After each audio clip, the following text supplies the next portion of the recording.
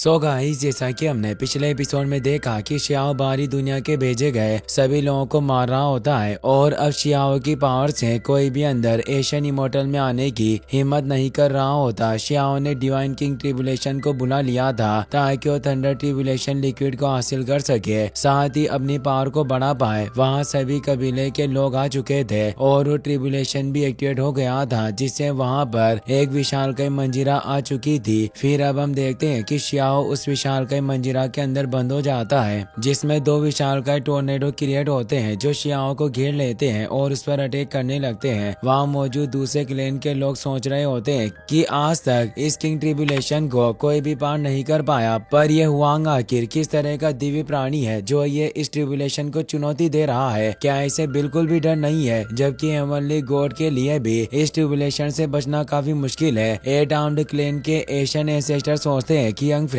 मुझे उम्मीद है कि तुम इस डिवाइन किंग ट्रिब्यूलेशन को पार कर पाओगे, पर इस ट्रिब्यूलेशन के फ्लक्चुएशन पूरे एशियन इमोर्टल को हिलाकर रख देंगे और सभी स्मॉल वर्ल्ड के लोग इसे महसूस कर पाएंगे, जिससे जो भी तुम्हारे दुश्मन होंगे वो सभी इस मौके का फायदा उठाकर तुम पर हमला करने की कोशिश जरूर करेंगे। शियाओ ट्रिब्यूलेशन से जूझ रहा होता है और ये ट्रिब्यूलेशन का फर्स्ट टेस्ट था जिसमें वो जायंट मजीरा उसकी बॉडी को नष्ट करने की कोशिश कर रहा होता है। उसके सभी दोस्त काफी परेशान थे। शियाओ अपनी डालवो इमोर्टल स्वॉर्ड को बाहर निकाल लेता है और उसके स्लेश से उस जायंट मजीरा को तोड़ देता है। अब वो तेजी से ऊपर की तरफ बढ़ने लग जाता है। उसके सामने जो फॉर्मेशन मौजूद था वो एक थंडर डोमेन होता है, जिससे अब सेकंड टेस्ट स्टार्ट हो जाता है और उस थंडर डोमेन से काफी सारी लाइटनिंग बाहर आने लगती है जो काफी सारे बर्ड्स में बदल जाती है। काओ युशेंग उन बर्ड्स को देखकर परेशान होता है और कहता है कि एक गोल्डन क्रो बर्ड्स है और इनमें से प्रत्येक बर्ड में हेवनली गॉड का ऑरा मौजूद है। क्या ये काफी ज्यादा नहीं है? आखिर शियाओ इसका सामना कैसे कर पाएगा? एट आर्म्ड एशियन एंसेस्टर कहते हैं कि ट्रिब्यूलेशन निश्चित रूप से स्ट्रॉन्गेस्ट कल्टिवेटर के लिए ही डिजाइन किया गया होगा, जिससे इसे पार करना काफी हार्ड टास्क है। पर शियाओ ने पहले ही 3 इमोर्टल एनर्जी स्टैंड को कल्टिवेट कर लिया है, जिससे शायद उसे इस फॉर्मेशन को पार करने में प्रॉब्लम नहीं हो, इसलिए वो इन बर्ड्स पर भी जरूर विजय पा लेगा। शियाओ अपनी एनर्जी को एक्टिवेट करता है और वो अपनी साइड लाइटनिंग को मिलाकर बर्ड को क्रिएट कर लेता है। वो गोल्डन क्रो शियाओ पर अटैक करने आ रहे थे, पर शियाओ अपनी बर्ड के साथ फुल पावर में उन क्रो पर अटैक करता है, जिससे वो खत्म हो जाते हैं। काओ युशेंग हैरानी से बोलता है कि हुआंग वाकई काफी स्ट्रॉन्ग है। मैंने जितनी उम्मीद की थी ये उससे भी ज्यादा पावरफुल है, जो ये स्वर्ग के खिलाफ भी जा रहा है। पर अब थंडर डोमेन का थर्ड टेस्ट भी शुरू होने लगता है, जिससे अब सामने मौजूद फॉर्मेशन से काफी तेज एनर्जी शियाओ पर गिरने लगती है। शियाओ इमोर्टल एनर्जी के तीनों स्टैंड के साथ गॉडेस लियो की पावर को भी एक्टिवेट कर लेता है, जिससे वो उस अटैक को रोकने लगता है और फुल स्पीड में ऊपर बढ़ते हुए उस फॉर्मेशन को तोड़ देता है, जिससे वो उस डोमेन से ऊपर पहुंच जाता है। पर अब उसके सामने कई सारे थंडर सोल्जर थंडर यूनिकॉर्न पर मौजूद थे और ये इस ट्रिब्यूलेशन का 6 टेस्ट था, क्योंकि शियाओ उस फॉर्मेशन को तोड़ने की वजह से डायरेक्ट 6 टेस्ट पर पहुंच गया था। वो सभी थंडर हॉर्स तेजी से उसकी तरफ बढ़ते हैं, तो शियाओ भी अपने थंडर स्पीयर को बाहर निकाल लेता है और उससे थंडर बिस्टे को एक्टिवेट कर लेता है, जिस पर बैठकर वो उन थंडर सोल्जर से फाइट करने लगता है। नीचे मौजूद सभी लोग ये देखकर डर रहे होते हैं। यूनशी भी ये सब देख रही होती है। वो अपने आंखों से शियाओ की पावर देखकर हैरान थी। वो कहती है कि अगर इस समय मेरे कबीले के लोग तुम्हारी इस इनविजिबल स्टाइल को देखते तो उन्हें निश्चित रूप से अपने गलत कामों पर अफसोस होता, जब उन्होंने तुम्हें कैद करने की कोशिश की थी। पर अब वो तुम्हारे आगे कुछ भी नहीं है। तुमने थोड़े से समय में खुद को काफी स्ट्रॉन्ग बना लिया। फेरी उचन के अंकल उसे कहते हैं कि यह लड़का वाकई एक चमत्कार है। कोई आश्चर्य नहीं है कि यह शियाओ अब तक का सबसे स्ट्रॉन्गेस्ट टैलेंट वाला लड़का है जो एशियन इमोर्टल में अभी उभर कर सामने आया। फेरी उचन कहती है कि आप उसे सबसे पावरफुल बता रहे हो, कहीं वो अगले ही पल इन थंडर बिस्ट का शिकार ना बन जाए और उसका अंत यही हो। शियाओ उन थंडर बिस्ट को मारते हुए आगे बढ़ रहा होता है, पर अब शियाओ का 7 पावर टेस्ट होने वाला था, जिससे एक थंडर ड्रैगन बाहर आता है जो शियाओ पर अपनी लाइटनिंग से अटैक कर देता है। शियाओ को संभलने का मौका नहीं मिलता और उसका बिस्ट नष्ट हो जाता है और वो भी दूर आ चुका होता है। सभी लोग ये देखकर चौंक जाते हैं कि हुआंग को चोट लगी है। शियाओ के दोस्त भी परेशान होते हैं, पर शियाओ अभी भी आगे बढ़ने लगता है। यह जगह थंडर डोमेन का 7th टेस्ट होता है। वो थंडर ड्रैगन शियाओ के पीछे पड़ चुका था। शियाओ उस पर अटैक करने की कोशिश करता है तो ड्रैगन शियाओ को पकड़ लेता है और उसे खाने की कोशिश करता है। शियाओ बच जाता है और अपने स्पीयर की मदद से उस थंडर ड्रैगन पर स्कार करता है और अपने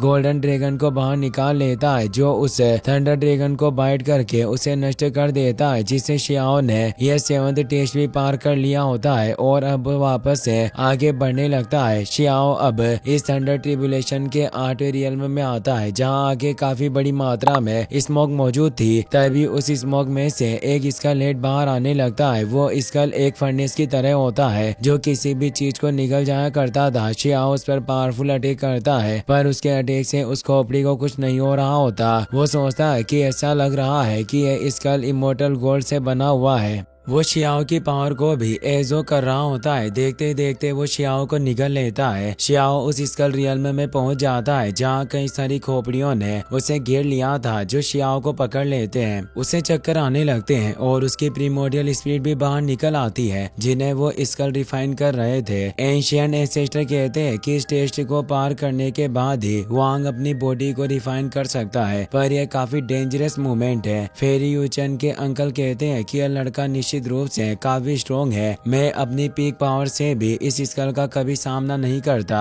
शियाओ को काफी दर्द हो रहा होता है। वो कहता है कि कोई फर्क नहीं पड़ता कि तुम मुझे कितनी यातनाएं देते हो, मैंने 10,000 तरह की फायर को रिफाइन किया है, मैं आखिर यहाँ कैसे गिर सकता हूँ। और वो अपनी प्रीमोडियल स्पीड को वापस अपनी बॉडी में ले लेता है और एक तेज एनर्जी वेव के साथ उन स्कल को नष्ट कर देता है। शियाओ ने अब अपने थंडर सूट को भी एक्टिवेट कर लिया था, जिससे उसकी पावर और ज्यादा ओवर बेयरिंग हो चुकी थी। वो अपनी उस पावर का इस्तेमाल करके उसे जायंट स्कल पर अटैक कर उसे भी नष्ट कर देता है। नीचे मौजूद गॉड कहता है कि यह अब तक का सबसे स्ट्रॉन्गेस्ट हेवनली मूवमेंट था, जिससे कोई बच नहीं पाता। पर इस वांग के पास 3 इमोर्टल एनर्जी मौजूद है जो इसे प्रोटेक्ट करती है, पर क्या अब वो इस जगह से आगे बढ़ पाएगा? किसी को भी वांग के अंदर स्पीड महसूस नहीं हो रही थी, जिससे उन्हें समझ नहीं आ रहा होता कि क्या शियाओ अभी तक भी जिंदा है। शियाओ उन स्कल के अटैक से काफी कमजोर हो चुका था और उसकी प्रीमोडियल स्पिरिट भी गायब जैसी लग रही थी, क्योंकि ट्रिब्यूलेशन एनर्जी की वजह से वो उसकी स्पिरिट को सेंस नहीं कर पा रहे होते। सभी को लगने लगा कि उसने अपनी आत्मा को खो दिया है और जल्दी उसकी फिजिकल बॉडी भी नष्ट हो जाएगी, पर कोई नहीं जानता था कि उसने अपनी प्रीमोडियल बॉडी को वापस से अंदर एजो कर लिया था। शियाओ अब वापस से आगे बढ़ने लगता है। अब थंडर डोमेन का 9 टेस्ट भी शुरू हो जाता है और अब शियाओ की तरफ काफी सारी रूट से बढ़ रही थी, पर शियाओ अपने हेवनली स्टैंड की वजह से प्रोटेक्टेड था। वो अब फुल स्पीड में आगे बढ़ने लगता है। लोगों को विश्वास नहीं हो रहा होता कि वांग अभी भी जिंदा है और आगे बढ़ रहा है। वहाँ डेमोनिक ट्री क्लेन के लोग भी मौजूद थे जो बातें कर रहे थे। इस वांग ने अभी तक 8 थंडर लेवल को पार कर लिया और अब ये 9 लेवल से गुजर रहा है, जिसमें कुछ रूट्स इसके पीछे है, पर यह भी इसका कुछ नहीं बिगाड़ पा रही। डेमोनिक क्लेन का एंसेस्टर कहता है कि स्वांग के पास डिवाइन फ्लेम रियल्म की और ये 3 हेवनली स्टैंड को भी होल्ड करता है, जिससे ये रूट्स इसका कुछ नहीं बिगाड़ पा रही। उस जगह पर कई सारे गॉड्स भी मौजूद है जो शियाओ को मारना चाहते थे। वो कहते हैं कि वांग तुम अब काफी कमजोर हो चुके हो और अब हम तुम्हारी मदद करेंगे ताकि तुम अपनी मौत को प्राप्त कर पाओ। और 5 गॉड उस पर अटैक करने जाते हैं। 8 आर्म्ड क्लेन एशियन एंसेस्टर इसे गुस्सा होता है और उन्हें रोकने जाने लगता है, पर एशियन इमोर्टल के दूसरे क्लेन के लोग मना करते हैं और कहते हैं कि बाहरी लोगों का मामला है, इसीलिए हमें उनके बीच हस्तक्षेप नहीं करना चाहिए। हम इमोर्टल एशियन लोगों के भी अपने कुछ वसूल है। एलिफेंट क्लेन के मेंबर को भी यह बात सही लगती है, पर फिर भी वो आगे बढ़ने लगते हैं। पर ब्यूटीफुल क्लेन का मेंबर उसे रोक लेता है और कहता है कि उस जगह पर ट्रिब्यूलेशन थंडर लेवल काफी बढ़ गया, जिससे उस एनर्जी का सामना करना उन लोगों के लिए भी आसान नहीं होगा। अगर हमने बीच में दखल दिया तो हो सकता है कि ट्रिब्यूलेशन और ज्यादा भड़क जाए और इससे हमारा दोस्त वांग भी और ज्यादा प्रॉब्लम में पड़ जाएगा। एशियन एंसेस्टर को ना चाहते हुए भी उसकी बात माननी पड़ती है। वो 5 हेवनली गॉड शियाओ के पीछे जा रहे थे। शियाओ भी उन्हें देख लेता है। एक गॉड बोलता है कि इस लड़के की कल्टिवेशन एनर्जी अभी काफी ज्यादा गिर चुकी है, फिर भी ये इस हेवनली ट्रिबुलेशन का अभी भी सामना करना चाहता है। वास्तव में इसमें काफी ज्यादा साहस है। शियाओ लगातार आगे बढ़ रहा होता है, पर वहाँ मौजूद उन रूट्स की वजह से लाइटनिंग एक्टिवेट होती है, जिससे उन गोट्स पर भी अटैक होने लगते हैं। वो बचने के लिए शील्ड को एक्टिवेट कर लेते हैं। एक गोट कहता है कि इन रूट्स एनर्जी को कभी भी खुद तक पहुंचने मत देना। अगर इस एनर्जी ने हमें छुआ तो हम निश्चित रूप से काफी घायल हो जाएंगे। फिर भले ही शियाओ कमजोर हो, फिर भी वो हमें मार सकता है, क्योंकि हमारे ऊपर आने से ट्रिबुलेशन को भी पता चल गया होगा कि हम उसके साथ खिलवाड़ करने की कोशिश कर रहे हैं। और ये देवताओं के खिलाफ जाने जैसा है, जिसे हमें स्वर्गीय दंड से गुजरना पड़ेगा